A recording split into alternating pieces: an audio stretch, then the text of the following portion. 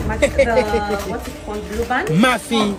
Hamisa Mobeto ambaye pia ni mwanamitindo fulani hivi ambaye pia anajulikana sana Tanzania. Hamisa Mobeto ambaye pia waliweza kufanya harusi tu na mpenzi wake Aziz ambaye pia alikuwa mchezaji wa timu ya Yanga kule Tanzania, ambaye pia walianza tu kimchezo vile, lakini mwisho wa siku tu wakaweza kufall in love na mambo ikasonga mbele na wakaweza pia hata kuoana, wakafanya harusi mara mbili kule kwa Burkina Faso, na pia wakaweza kufanya harusi nyingine kule Tanzania. Aziz ambaye pia aliweza aliweza kugura klabu cha Yanga na pia kuhamia zake kule katika klabu moja kule Morocco, ambacho pia ni klabu ambacho pia kiliweza tu kuweza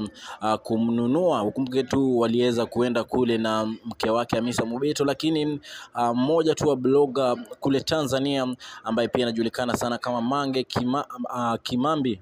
ameweza tu kuweza kutoa siri nzito ambao pia watu wengi tu zaidi hawajui kabisa, kwa sababu vitu mingi ambazo pia Mange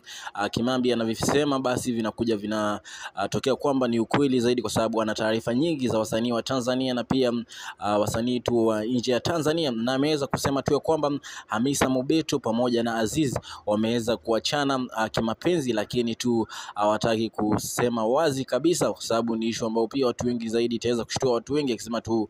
tayari ana message ambazo pia ataweza kuziweka katika public na hivi karibuni, ambazo Hamisa Mobeto alikuwa tu anadai kwamba Aziz ameweza kuishiwa hela na sasa hivi tu hawayuko vile walikuwa mara ya kwanza, kitu ambacho pia watu wengi tu wanaendelea kutoa reactions zao pale katika mitandao za kijamii, kwa sababu Hamisa Mobeto aliweza kumfuata moja kwa moja Aziz kule Morocco baada tu ya kutoka katika klabu cha Yanga, na watu wengi tu zaidi walikuwa wanamuonya pale katika mitandao za kijamii kwamba labda yuko na Aziz kwa sababu ya hela, kitu ambacho pia inaonekana ni kana kwamba kilikuwa tu ukweli, na nisho ambao pia tutakuwa na follow pale katika mitandao za kijamii